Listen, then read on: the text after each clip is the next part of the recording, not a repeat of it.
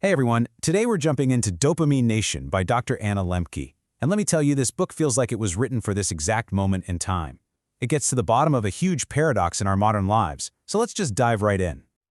Dr. Lembke kicks things off with this absolute bombshell of a quote. It's a bit of a shocker, right? But it frames the problem so perfectly. We're living in a world where these little dopamine hits aren't just available, they're being pushed on us all day, every day, delivered straight into our pockets. And that leads us to the big, nagging question at the heart of the book. I mean, think about it. We have more of everything, more food, more entertainment, more stuff than any humans in history. So why are things like anxiety, depression, and pain skyrocketing, especially in the wealthiest countries? It just doesn't add up. All right, so to figure this out, we've got to look at the world around us. Dr. Lembke's big idea is that we've totally flipped the script. We've gone from a world of scarcity to a world of insane abundance. And that very abundance has basically become our collective drug dealer. And we're not just talking about the obvious stuff. It's the endless news feed, the one-click shopping, that constant buzz of texts and notifications. All of these things have been engineered to be stronger, newer, and easier to get than ever before. They are literally designed to get us hooked. And if you're sitting there thinking, well, I'm not addicted to anything, check this out. Dr. Lembke, a top addiction psychiatrist at Stanford, shares her own story. She got hooked on erotic romance novels, and it got really bad when she got a Kindle. She was staying up all night reading, even sneaking in pages between seeing her own patients. It's a really powerful reminder that, we're all vulnerable here. Okay, so what is actually going on in our brains that makes this happen? Well, this brings us to the core science of the whole book, this idea of the pleasure-pain balance. It's a super useful way to picture what's going on up there.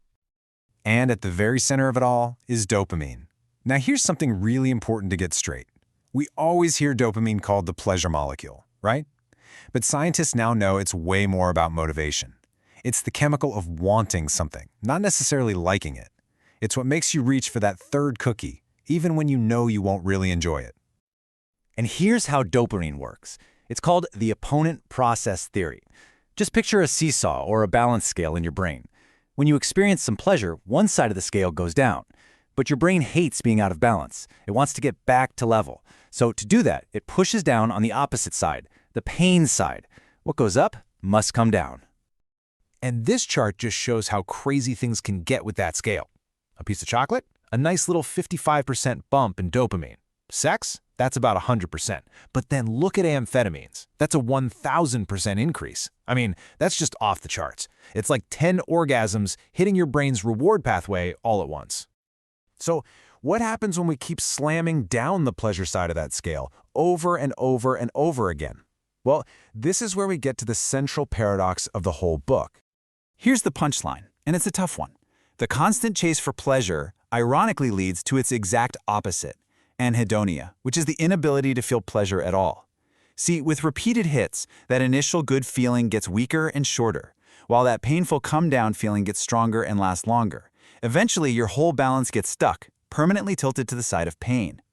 You can see this whole tragic spiral play out in the story of one of Dr. Lembke's patients, a guy named Max. He starts out with alcohol and pot, but pretty soon his brain adapts. That's what we call tolerance. So he needs something stronger just to feel okay, moving up to cocaine, then OxyContin, until finally, after dozens of different drugs, he ends up on heroin.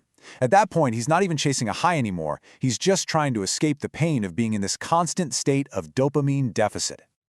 Okay, so that's the problem, and yeah, it sounds pretty grim. But what's the solution? Well, the book offers a really clear, practical prescription, and it starts with something called a dopamine fast. The whole goal is to just give your brain a chance to hit the reset button on its reward pathways. And there's this fantastic acronym to help you through it, dopamine. It starts with data, just being brutally honest with yourself about what you're doing, then objectives and problems. But the absolute core of it is A, abstinence, a full 4-week break from whatever your drug of choice is, whether that's video games or sugar or scrolling social media. This break gives you the space to actually observe how you feel, gain some real insight, and then decide how to move forward. And if you're thinking, can 4 weeks really make that much of a difference? Just look at this. One study found that a whopping 80% of heavy drinkers who also had major depression no longer met the criteria for depression after just 1 month without alcohol. What this shows is that so often, the thing we think is solving our problem is actually causing it. So a dopamine fast can reset your system. But how do you keep that balance in a world that is constantly trying to knock it over? Dr. Lembke lays out 2 key strategies for the long haul.